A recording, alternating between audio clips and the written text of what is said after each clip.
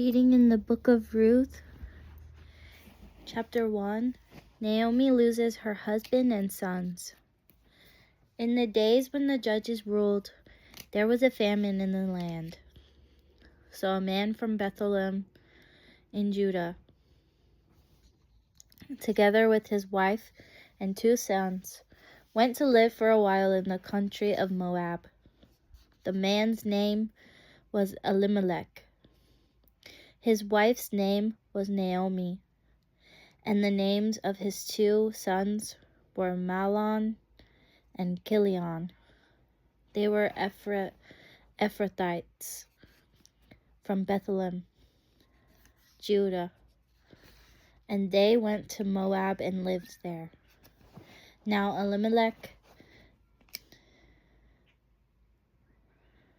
Naomi's husband, died, and she was left with her 2 sons. They married Moabite women, one named Orpah and the other Ruth. After they had lived there about 10 years, both Mahlon and Chilion also died, and Naomi was left without her 2 sons and her husband. Naomi and Ruth returned to Bethlehem. When Naomi heard in Moab that the Lord had come to the aid of his people by providing food for them, she and her daughters-in-law prepared to return home from there. With her 2 daughters-in-law, she left the place where she had been living and set out on the road that would take them back to the land of Judah. Then Naomi said to her 2 daughters-in-law, "Go back, each of you, to your mother's home. May the Lord show you kindness as you have shown kindness to your dead husbands and to me. May the Lord grant that each of you will find rest in the home of another husband."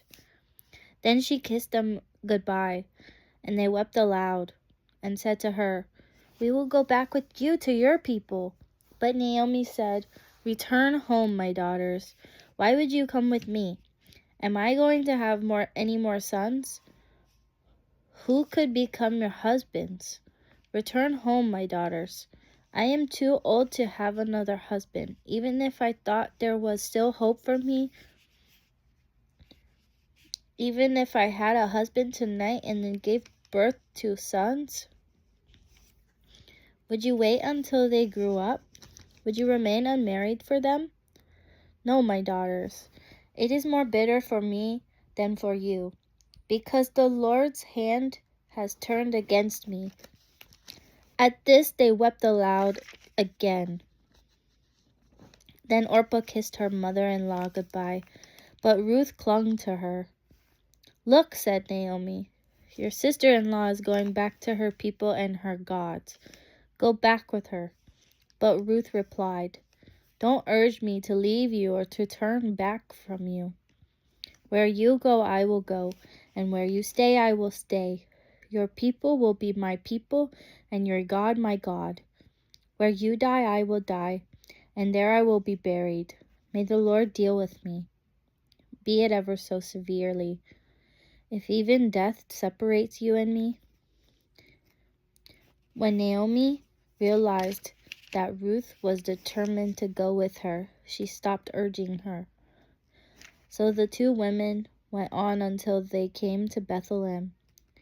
When they arrived in Bethlehem, the whole town was stirred because of them, and the women exclaimed, Can this be Naomi?" "Don't call me Naomi," she told them.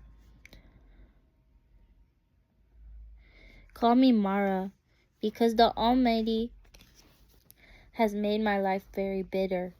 I went away full, but the Lord has brought me back empty. Why call me Naomi? The Lord has afflicted me. The Almighty has brought misfortune upon me." So Naomi returned from Moab, accompanied by Ruth the Moabite, her daughter-in-law. arriving in Bethlehem as the barley harvest was beginning.